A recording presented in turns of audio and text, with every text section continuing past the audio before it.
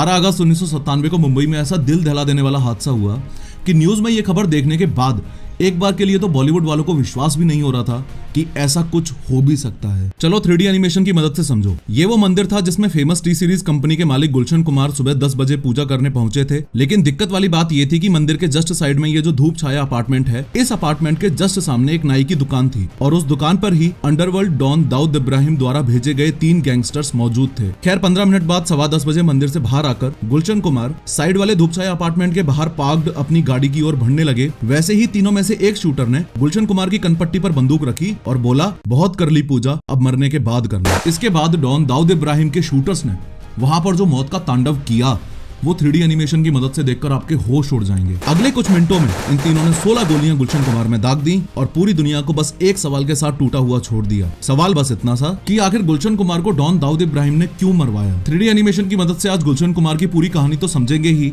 लेकिन उसके अलावा मेरी सबसे बड़ी कोशिश ये रहेगी कि आपको ऐसा फील होगा कि टी सीरीज के फाउंडर गुलशन कुमार के साथ हुए सभी इंसिडेंट्स के दौरान आप वहां पर खुद मौजूद थे। लेकिन हर बार की तरह शुरू से शुरू करते हैं। बात 1951 की है। दिल्ली की एक पंजाबी फैमिली में टी सीरीज के मालिक गुलशन कुमार का जन्म हुआ था। बहुत छोटी उम्र में ही गुलशन कुमार अपने पापा की जूस शॉप पर काम करके उनका हाथ बटाने लगे थे। गुलशन कुमार कोई बहुत अमीर परिवार में पैदा नहीं हुए थे। उन्हें पता था कि उन्हें ज्यादा से ज्यादा पैसा कमाकर जल्दी से जल्दी अपने परिवार को सपोर्ट करना है। इसलिए गुलशन कुमार ने सिर्फ 23 साल की उम्र में ही एक कैसेट शॉप खोली जिसमें वो दूसरी कंपनीज के गाने बेचते थे। फिर उन्होंने सुपर कैसेट्स इंडस्ट्रीज नाम से एक म्यूजिक कंपनी बनाई जिसमें वो खुद के गाने बेचते थे। और आप विश्वास नहीं करोगे कि इस मेहनती बंदे ने उस बिजनेस को इस लेवल पर एक्सपेंड कर दिया कि वो बिल्डिंग पूरे नोएडा की सबसे पहली कॉमर्शियल बिल्डिंग बनी। एक बात तो आपको बताने की जरूरत भी नहीं है कि गुलशन कुमार भगवान शिव और मां अंबे के अल्टीमेट भक्त थे। इनफैक्ट 1983 में जब गुलशन कुमार ने कंपनी को टी सीरीज नाम दिया था तो टी सीरीज में टी का मतलब भी त्रिशूल ही था। इससे पहले कि हम गुलशन कुमार के हत्या वाले दिन की बात करें, एक बात आपको अच्छे से पता होनी चाहिए कि गुलशन कुमार बहुत ही गोल्डन नेचर के व्यक्ति थे। वो हमेशा नए लोगों को मौका देते थे, जैसे अनुराधा पौडवाल, सोनू निगम, कुमार सानू और म्यूजिक डायरेक्टर नदीम श्रवण।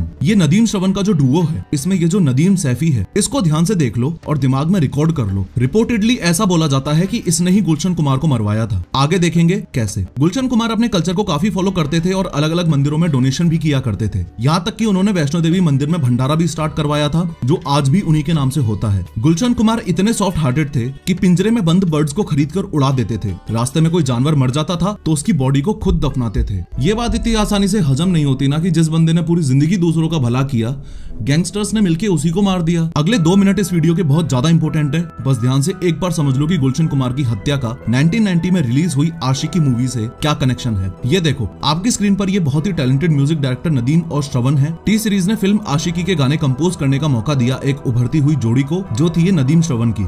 इस मूवी के गानों की 20 मिलियन कॉपीज बिकी और इस सफलता की वजह से टी सीरीज के सारे गानों में ऑलमोस्ट नदीम श्रवण का ही म्यूजिक चलता था। बहुत बढ़िया म्यूजिक डायरेक्टर बनने के बाद नदीम ने गाना गाने की भी सोची। नदीम म्यूजिक डायरेक्टर तो अच्छे थे, पर गाने के मामले में उनका हाथ थोड़ा तंग था। इनफैक्ट गुलशन कुमार ने नदीम को सलाह भी दी कि तुम गाना मत गाओ, पर वो माने नहीं। दोस्ती की वजह से गुलशन कुमार नदीम के कुछ गाने जैसे हाय अजनबी प्रमोट करने के लिए रेडी हो गए। जैसा कि गुलशन कुमार को लगा था, इन गानों पर कोई खास रिस्पॉन्स नहीं आया और एल्बम पिट गई। जब कंपनी को काफी बड़ा लॉस होने लगा तो गुलशन कुमार ने नदीम के गानों को प्रमोट करना एकदम बंद कर दिया। More over T series mid 90s आते आते इतना बड़ा ब्रांड बन चुका था कि इंडिया में रिलीज होने वाले टोटल गानों में से 65% सॉन्ग्स के राइट्स टी सीरीज के पास ही थे। अगर टी सीरीज उस समय किसी के एल्बम के राइट्स नहीं खरीदता था तो उसके चलने के चांसेस ना के बराबर हो जाते थे। नदीम को यह बात खटक गई कि ना तो गुलशन कुमार उसे काम दे रहे थे और ना ही उसके गाने प्रमोट कर रहे थे। इसी बात का बदला लेने के लिए उसने गुलशन कुमार को जान से मरवाने की सोची। और दिल दहला देने वाली बात यह है कि गुलशन कुमार को मरवाने के लिए नदीम ने सुपारी भी दी।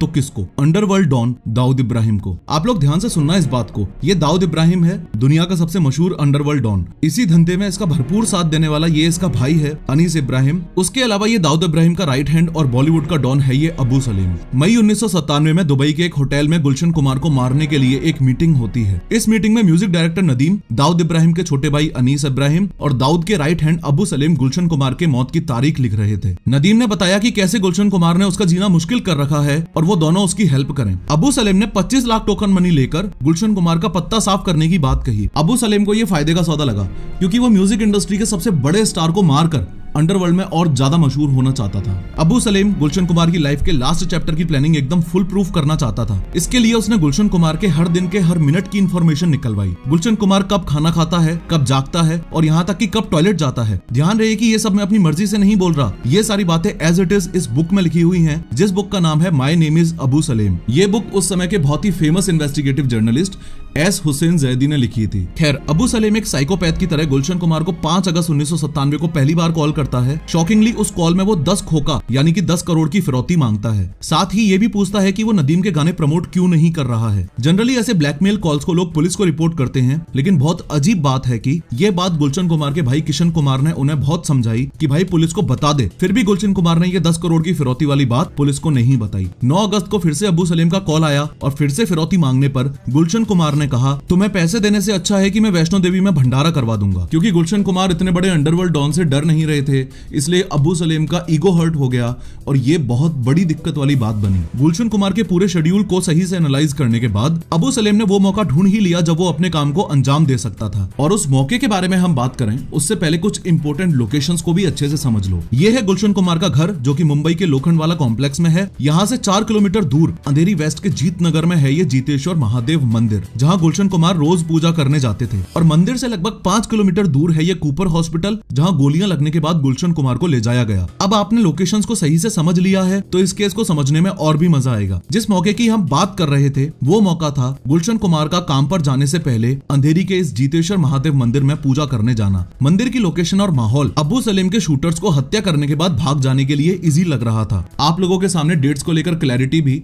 मैं अभी से ही रखना चाहता हूँ। गुलशन कुमार के पास पहली धमकी का कॉल 5 अगस्त 1997 को आया था, दूसरी धमकी का कॉल 9 अगस्त 1997 को आया था और फाइनल अटैक आज के दिन यानी 12 अगस्त 1997 को हुआ था। खैर, फाइनली आज 12 अगस्त 1997 को दिन है मंगलवार का और किसी आम दिन की तरह ही गुलशन कुमार अपने काम पर जाने के लिए तैयार हो रहे हैं। उन्होंने व्हाइट कुर्ता और व्हाइट चप्पल पहनी है। घर से मंदिर जाने के लिए गुलशन कुमार अपनी मरून कलर की मारुति एस्टीम में अपने ड्राइवर रूपलाल सरोज के साथ निकलते हैं। उनकी गाड़ी सुबह 10 बजे जीतेश्वर महादेव मंदिर के बाहर आकर रुकती है। हमेशा की तरह उनका ड्राइवर कार को मंदिर से 6 फीट दूर धूप छाया अपार्टमेंट के बाहर पार्क करता है और गुलशन कुमार गाड़ी से उतरकर मंदिर में जाने लगते हैं। जैसे ही 15 मिनट बाद गुलशन कुमार मंदिर से बाहर आते हैं तो उनका ड्राइवर रूपलाल उनसे रोज की तरह ही पूजा की थाली ले लेता है। इससे पहले कि गुलशन कुमार पर हमला हो, 3D एनिमेशन की मदद से आप अच्छे से समझ लो कि गुलशन कुमार इस मंदिर में गए थे। इसके जस्ट साइड में ये धूप छाया अपार्टमेंट है, उसके जस्ट सामने ये गाड़ी खड़ी हुई है, उसके बाद रोड को क्रॉस करके यहाँ अपार्टमेंट के सामने देखो, इधर ये नाई की दुकान है जिसमें तीनों शूटर्स बैठकर गुलशन कुमार के मंदिर से बाहर आने का इंतजार कर रहे हैं। ये तीनों ही अबू सलेम के बंदे हैं जिनको गुलशन कुमार को मारने का काम सौंपा गया था। इन तीनों में से ये वाला है अब्दुल रऊफ उर्फ दाऊद मर्चेंट, ये वाला है अब्दुल राशिद और तीसरा वाला है अनिल शर्मा। जस्ट अभी आपने नोटिस किया कि 3D एनिमेशन की मदद से किसी भी हार्ड कॉन्सेप्ट या इंसिडेंट को समझना कितना इजी है। अगर आप भी ऐसी 3D एनिमेटेड वीडियोस बनाना सीखना चाहते हो तो master 3D with professor premium training program अभी के अभी ज्वाइन करो। 3D कोर्स एडमिशन फीस पर ह्यूज डिस्काउंट के लिए पिंड कमेंट और डिस्क्रिप्शन में दी गई लिंक्स को क्लिक करो। खैर, जैसे ही गुलशन कुमार अपनी कार के पास पहुंचे, उनके पीछे से अब्दुल रऊफ ने उनकी कनपट्टी पर गन तानी और बोला, बहुत कर ली पूजा, अब मरने के बाद करना। जितनी देर में गुलशन कुमार कुछ समझ पाते, एक गोली चली और उनके सिर को छूती हुई निकल गई। घबराहट में गुलशन कुमार पास ही के एक पब्लिक टॉयलेट में छुपने के लिए भागते हैं, पर उनका पैर वहीं स्लिप हो जाता है। पैर स्लिप होते ही अब्दुल रऊफ उन पर 3 गोलियां और चला देता है जो उनकी पीठ में लगती हैं। 3 गोलियां लगने के बाद और बुरी तरह घायल होने के बाद भी गुलशन कुमार अपने आप को घसीटते हुए आगे बढ़ने लगते हैं, लेकिन अब्दुल रऊफ भी उनके पीछे पीछे अपने शिकार को फॉलो करते हुए चल रहा है। गुलशन कुमार दीवार का सपोर्ट लेकर उठने का ट्राई करते हैं पर वहीं गिर जाते हैं। ड्राइवर रूपलाल गुलशन कुमार की मदद करने के लिए आगे आता है और कलश उठाकर अब्दुल रऊफ पर फेंकता है। अब्दुल रऊफ रूपलाल के दोनों पैरों में गोली मार देता है। सबसे चौंकाने वाली बात यह है, 3 गोलियां लगने के बाद भी गुलशन कुमार पास के घरों में हाथ जोड़कर मदद मांगते हैं, पर लोग उन्हें देखकर अपने गेट्स बंद कर देते हैं। एक मूवी की सीन की तरह, जहां गुलशन कुमार पर अब्दुल रऊफ, अब्दुल राशिद और अनिल शर्मा ने 12 गोलियां और चलाई, वहां ऊपर देवी माँ की फोटो लगी हुई थी। जिस मंदिर को गुलशन कुमार ने खुद रिनोवेट करवाया था, आज उसी के पास उनका अंत इस भयंकर तरह से हो रहा था। ये बात सुनकर आपके होश उड़ जाएंगे कि जब तक ये मर्डर सीन चल रहा था, तब तक अबू सलेम फोन पर गुलशन कुमार की चीखें सुन रहा था। At the end Abdul Rauf ने पास ही खड़ी टैक्सी में से ड्राइवर को बालों से खींचते हुए निकाला। वो लोग खुद उस टैक्सी में बैठे और तीनों शूटर्स वहां से वर्सोवा लिंक रोड की तरफ भाग गए। इतने सब हत्याकांड के बाद 2 लोग मदद करने के लिए सामने आए। मंदिर का पुजारी रामचंद्र लवांगरे और राजेश जौहरी। गुलशन कुमार और ड्राइवर को उन्हीं की कार में लिटाकर कूपर हॉस्पिटल ले जाया गया। डॉक्टर्स ने बहुत कोशिश की पर गोलियां बॉडी के इंपोर्टेंट पार्ट्स पर लगी थी और लाख कोशिशों के बाद भी गुलशन कुमार को बचाया नहीं जा सका। अगले दिन ही गुलशन कुमार की बॉडी को लास्ट राइट्स के लिए दिल्ली ले जाया गया। गुलशन कुमार की मौत से पूरा बॉलीवुड ही नहीं बल्कि पूरा देश ही शॉक में था। सबसे इम्पोर्टेंट बात तो ये है कि रिपोर्टेडली महाराष्ट्र के डीजीपी राकेश मारिया को इस मर्डर की इन्फॉर्मेशन पहले ही अपने खबरी से मिल चुकी थी, फिर भी कोई स्टेप नहीं लिया गया और ना ही इस हत्याकांड को रोका जा सका। तो क्या ये माना जा सकता है कि पुलिस भी अंडरवर्ल्ड से डरती थी? खैर, जिस इंसान ने इतने तगड़े तगड़े हिट भक्ति भजन भारत को दिए हों, जिसने टी सीरीज नाम का पूरा एक एम्पायर खड़ा किया हो, उसकी हत्या उस समय पूरे भारत और बॉलीवुड के लिए सुपर शॉकिंग थी। लेकिन सवाल ये है कि इन 6 के 6 हत्यारों का उसके बाद क्या हुआ? तो इनमें से अब्दुल रऊफ को 2001 में कोलकाता में अरेस्ट किया गया। 2001 में ही पहला ट्रायल हुआ जिसमें 19 लोगों पर इस मर्डर के चार्जेस लगाए गए। अब्दुल रऊफ को उम्र कैद की सजा हुई और बाकी सबको प्रॉपर सबूत न होने की वजह से रिहा कर दिया गया। बात अगर म्यूजिक डायरेक्टर नदीम सैफी की करें तो वो मर्डर के जस्ट बाद ही देश छोड़कर लंदन भाग गया और आज तक वापस नहीं आया। एक इंपॉर्टेंट बात ये भी है कि जिन 19 लोगों पर मर्डर के चार्जेस लगाए गए उनमें से एक नाम टिप्स कंपनी के ओनर रमेश तौरानी का भी है, रिपोर्टेडली जिन्होंने टी सीरीज को बर्बाद करने के लिए गुलशन कुमार की सुपारी दी थी। मोरओवर, कुछ लोगों का कहना है कि गुलशन कुमार हिंदू कल्चर को प्रमोट करते थे, इसलिए ऐसा सब हुआ है, पर ये प्रूव नहीं हो पाया है। एट द वेरी एंड इस पूरे प्लान के मास्टरमाइंड और दाऊद इब्राहिम के राइट हैंड अबू सलीम को पोर्चुगल से अरेस्ट किया था और वो अभी भी जेल में ही है। काफी इंटरव्यूज में नदीम सैफी ने अपनी तरफ से सफाई देते हुए साफ साफ कहा है कि उसका गुलशन कुमार के मर्डर से कोई भी लेना देना नहीं है। आज